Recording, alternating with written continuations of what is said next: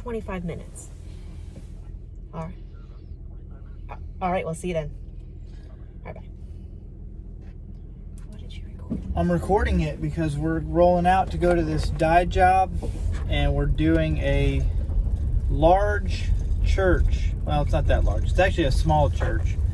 But for us, it's a pretty big job because we don't do a lot of full room dyeing, but we're dyeing it red today, bright red. So it should be pretty fun. We're bringing everybody. We're going to have 3 vans, and yeah, can't wait to get some good video. Hopefully it turns out really good. Otherwise, you'll never see this.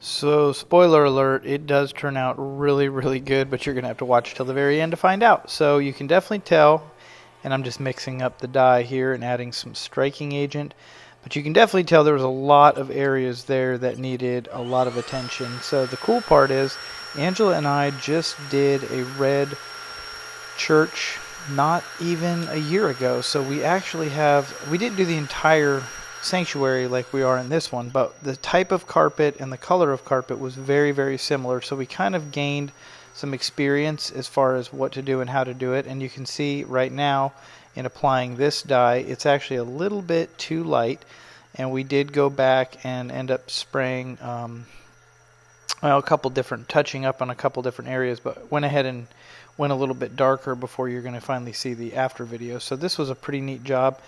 I got called out 2 weeks ago to do an estimate to clean some tile and grout in the back of this church.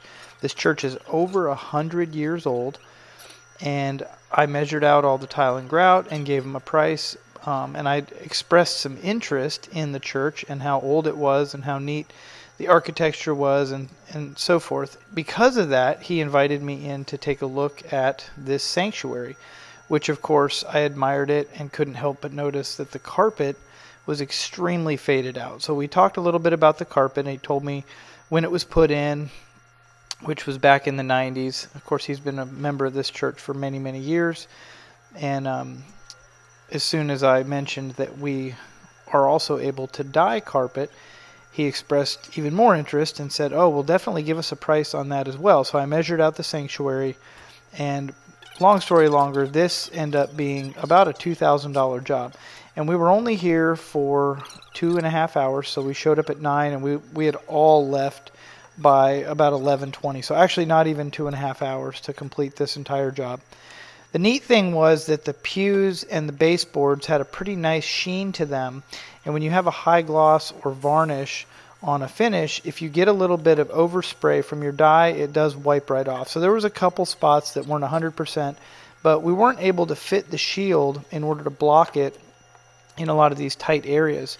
So it was kind of neat that we were able to just spray the dye down and then wipe it off of the vents, the grates, the pews, and the baseboard, and we weren't leaving red dye all over the side. Now that isn't always the case. We have had some dye jobs where we get it on the baseboard or the wall, and unfortunately it's permanent, and we have to go back and paint or make plans to fix that for our client.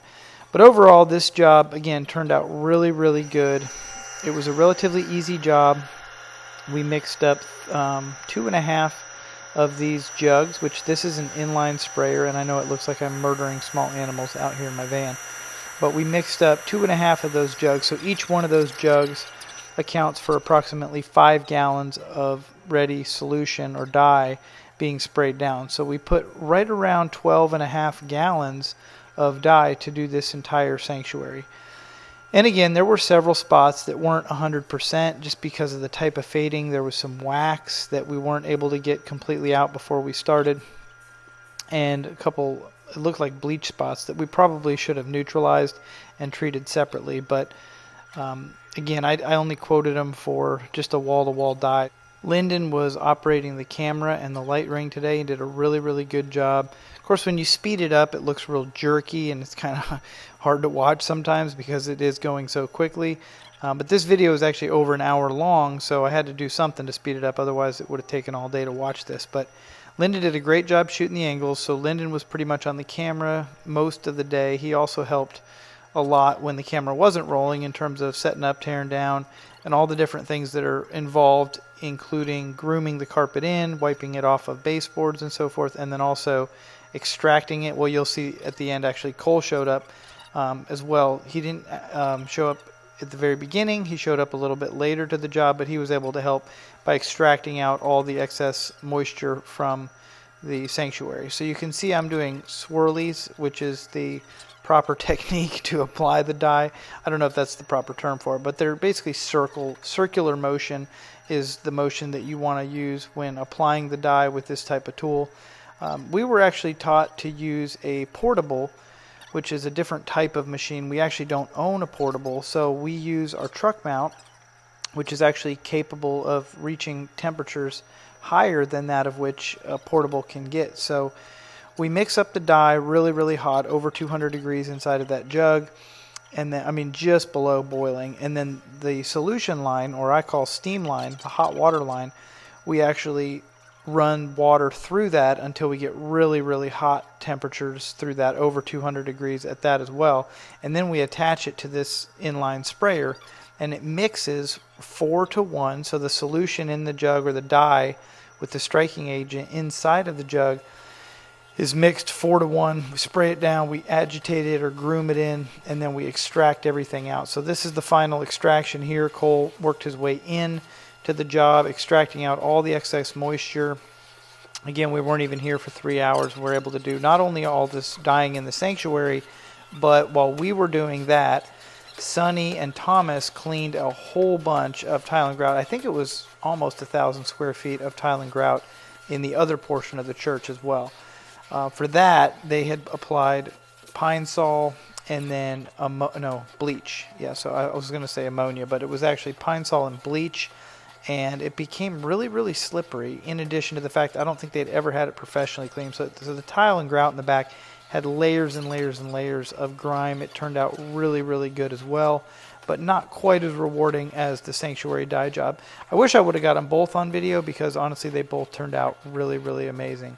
After the team finished this very big job, big for us anyway, we actually had 4 other jobs as well today and 3 other estimates.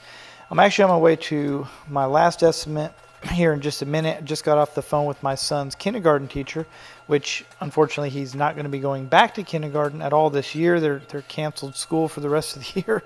But she had an emergency, so we're going to be cleaning for her as well this afternoon. So a pretty busy day, and we've had a pretty busy month so far.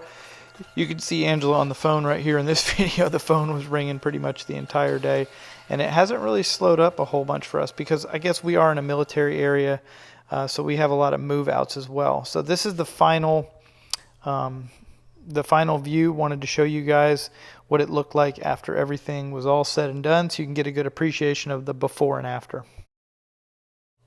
So obviously you can already tell that the streakiness in this main passageway is gone. Around all the pews you can tell there's still a little bit of discoloration where it's not 100%, but overall a massive, massive improvement overall, especially on the bullnose of that step there.